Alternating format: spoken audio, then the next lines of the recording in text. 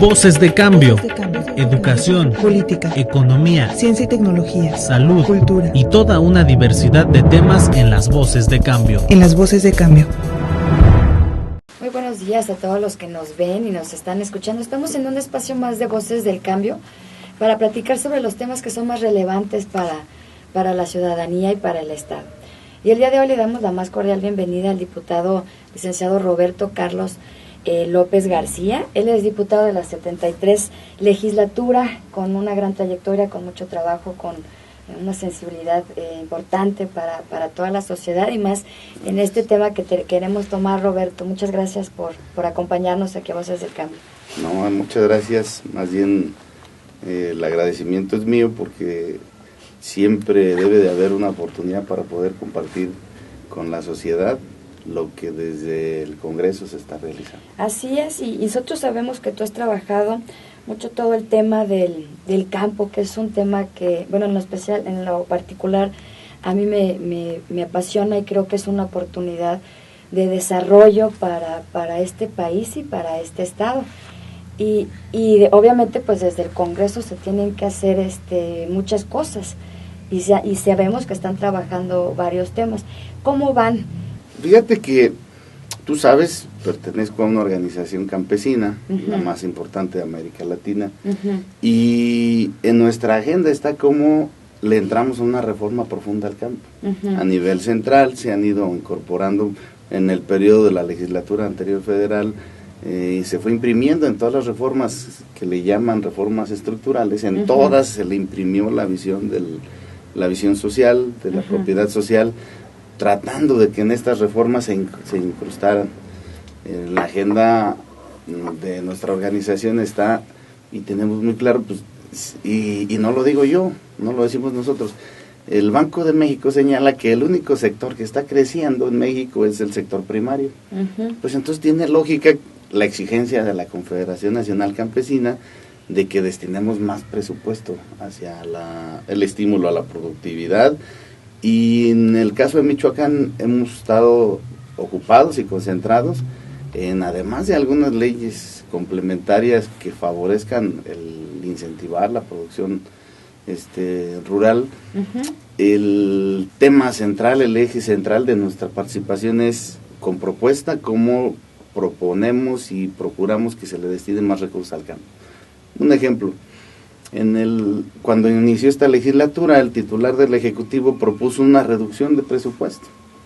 Cuando inicia el periodo, nosotros de manera personal, conociendo al ingeniero Aureoles, porque es un ingeniero agrónomo, porque es una persona que se le reconoce en su vínculo con el campo, teníamos la expectativa de que pudiera ayudarnos, ser un aliado en este propósito de estimular el desarrollo productivo. Desgraciadamente las circunstancias de Michoacán no son tan sencillas y en la propuesta de él había una disminución, un decrecimiento.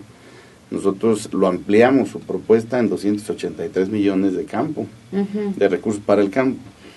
De manera aleatoria, ese mismo año, en el 2016, hemos impulsado que se creara la ley de fondos de aseguramiento, que es una vertiente hoy en el tema del cambio climático. Hoy los productores, tú lo sabes más que yo, porque eres una persona que te reconocemos esa cualidad de vocación hacia el sector rural, están al vaivén de la comercialización. Uno de los eslabones que no están bien fortalecidos en el tema del campo es el canal de comercialización, pero se le agrega el peor elemento, que es el cambio climático, que no está al alcance de nadie. Y llevan alrededor de 25 años unos grupos sociales que se han fortalecido, que de manera particular, promoviendo la organización social, la organización económica, se han constituido en fondos de aseguramiento, que no es otra cosa que hacen sus ahorros para poder proteger sus cultivos en el caso de una contingencia. Esos fondos ayudan para replantar, para sembrar, para tratar de rescatar la actividad agrícola o productiva. Estos fondos no estaban sin el sustento jurídico y nosotros propusimos la ley y se aprobó la ley para que sean reconocidos y que también en esta ley se cifre la inversión del sector público. Se logró etiquetar mayor presupuesto. Sí. Efectivamente. Lo ampliamos por 283 millones. Se amplió. Y esto fue una gestión que estuvieron haciendo. ¿Tuvieron algunas directrices en las que se quiera fortalecer todavía más? Sí. Para entonces reconocemos que la ganadería se ha perdido, que no hay herramientas que ayuden a incentivar la producción de los granos. Nosotros el año pasado cosechamos en Michoacán alrededor de 2,5 millones de toneladas de granos, y si no hubiera habido esta inversión que se etiquetó, los compañeros hubieran quedado a la suerte de la circunstancia económica, insertos en la globalidad en la que vive México. Y si no hubiera habido esta inversión, hubieran estado ellos con el riesgo de recibir mucho menos de lo que recibieron por tonelada de su producto. Hay un tema con el abigeato. Sí. Es un tema el tema de la seguridad entra también en el tema de los que tienen con mucho esfuerzo o manteniendo con muchos costos su ganado. ¿Qué pasa ahí? Porque sabemos que es un tema muy importante venía padeciéndose principalmente en la región centro del estado y de manera particular en Morelia de una manera grave, el crecimiento del delito del abigeato. De Morelia como un referente hace 15 años tenía como vocación la agricultura. Así es. Y con unos programas que se constituyeron de fomento a la ganadería, se convirtió la ganadería en la actividad primaria ahora en el municipio de Morelia.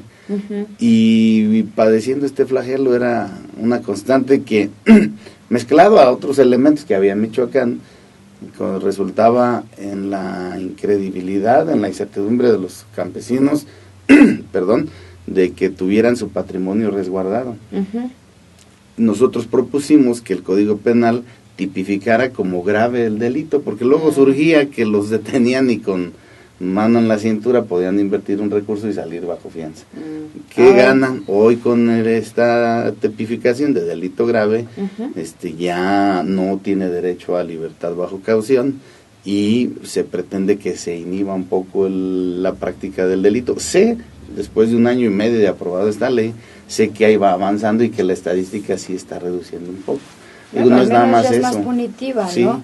El que haga abigeato ya no va a poder salir tan fácilmente, ¿no? Porque, pues al final de cuentas es un delito, y es un delito grave, Sí, que ponía en daño el patrimonio de las familias campesinas. Y va más allá del patrimonio, porque también... Y de su integridad. Y todo. Hay muchos temas que están trabajando en el Congreso, y por eso a nosotros nos interesa platicar con ustedes, Roberto, para que la gente se entere qué están haciendo, ¿no? ¿Qué se puede, por ejemplo, el tema del Código Penal, el tema del presupuesto, cómo lo han ampliado, cómo se sigue ampliando? Y esta ley, por ejemplo, en el caso del tema de las talas y el cambio de uso de suelo, salió desde ahí. Desde ahí estuvo la ley y ha generado mucha controversia. ¿Cómo se genera esta ley o cómo se hace? La ley de desarrollo forestal... en la presente legislatura ha surgido 3 modificaciones, ha sufrido. Cuando hace 2 años nos escuchamos todos en los medios que allá por Uruapan hubo un cerro y completito que se quemó. Después de las investigaciones damos con que fue inducido, fue provocado, porque durante años a la práctica, desgraciadamente, la práctica de algunos propietarios ha sido el dañar de manera intencional el bosque, para luego plantar árboles de producción, ya sea de aguacate o de berries. El asunto es que lo hacía al margen de la ley y dolosamente, con toda la intención de cambiar su vocación de uso de suelo. Y eso, pues hoy cuando vamos sobre la carretera hacia Uruapan, hacia Lázaro Cárdenas, vemos cómo está plagado de establecimiento frutal y va deteriorando. Todo el mundo sabe, hasta los que no son de academia, que el aguacate causa mucho daño al ecosistema. Fue en primera instancia una modificación, se ha trabajado para que hoy ya no permitamos por ley el cambio de uso de suelo, al menos hasta durante 20 años. Si yo daño mi propiedad, no tengo margen para poder cambiar la vocación. Eso si se comprueba que se hizo. Si se comprueba que fue de manera intencional. De manera intencional. Y obviamente tiene que haber alguna demanda. No, porque se delite, en el Código Penal se ha modificado para que sea investigado por oficio también. Ah, ok. Y luego modificamos la ley para que el Ejecutivo, a través de la Comisión Forestal, haga la supervisión y la validación técnica de la regularidad de un predio. El problema es que ahí le otorgamos una facultad de derribo de árboles, de lo que haya en esa propiedad. Y entramos en controversias, digo, hay que decirlo con responsabilidad. El Congreso otorgó de manera equivocada una facultad a quien no la puede gozar. Al ser una instancia eminentemente administrativa, no puede convertirse en supremo jurado de la práctica de su función. Yo estoy de acuerdo en que haya esa sanción. Hoy la ley señala que puede acreditarse hasta la pérdida de la libertad, tiene que resarcir el daño, repararlo, y tiene que recuperar el predio desforestado. Entre esas circunstancias, además se le dio la facultad de derribo, solo que no puede ser quien lo determine. Por eso la propuesta que hago en últimos días es de que eso suceda, solo si se cuida el debido proceso, para que haga la práctica del derribo, sí, con la autorización y la orden de un juez. Claro, que no sea de manera arbitraria por parte de una institución que, bueno, no tendría legalmente a lo mejor habría controversia. Habría la controversia, o sea, desde ahí hay como estos vacíos que se tienen que cuidar. Que y nosotros lo provocamos, nosotros hay que corregirlo. Y se está corrigiendo para que se busque la manera de hacerlo, pues con todas, ahora sí, con todas las de la ley, ¿no? Sí, nosotros... Porque es un tema muy complejo. La Procuraduría del Estado está en conducción al mando del Ejecutivo, del titular del Ejecutivo. Las áreas a quienes se les faculta que hagan el derribo están subordinadas al mando del Ejecutivo, y nosotros planteamos solo que sea a través de un ordenamiento de un juez, para que ellos acudan a cumplir esta orden. Y que la sanción no se quita, seguirá existiendo el derribo si es necesario, solo que evitemos que los juzgados se llenen de casos que por controversias no van a ser resueltos en favor del propio Estado. Claro. Nosotros promovemos siempre el respeto a los poderes del Estado, y uno de ellos le corresponde al Poder Judicial determinar después de comprobada el delito incurrido, pues es quien lo puede liberar la orden para que lo haga. A mí me parece que son temas de mucha trascendencia, Roberto, porque insisto que es una obligación de todos los ciudadanos saber qué están haciendo. Sí. Para que después podamos al menos objetar o con información, objetar para bien o para mal. Entonces, y tú estás en una comisión que es la Comisión de la Comisión de Seguridad, que es un tema también súper importante para el sector. Para ir concluyendo, ya abordamos así en general estos cuatro puntos que me parece son muy importantes. ¿Cómo va el tema de la seguridad en el campo? ¿Cómo lo están previendo? ¿O hay algún punto por ahí que estés considerando? Fíjate que para mí fue una muy buena oportunidad. Sostengo que la seguridad no se genera con armas. Yo sostengo por eso la participación de promover la inversión en el sector productivo. La inseguridad, quienes conocemos las zonas donde se ha detonado la inseguridad, pues es provocada por falta de oportunidades. Teniendo un polo de desarrollo de oportunidad, es de verdad de risa que no tengamos espacios de desarrollo.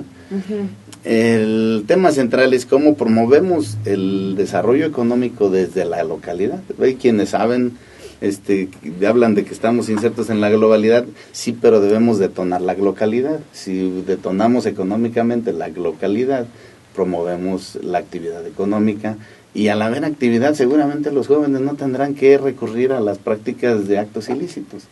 Claro, pues ya se nos está acabando el tiempo, Roberto, pero para ir concluyendo, hay un gran reto de trabajar e insistir mucho en seguir fortaleciendo este sector productivo.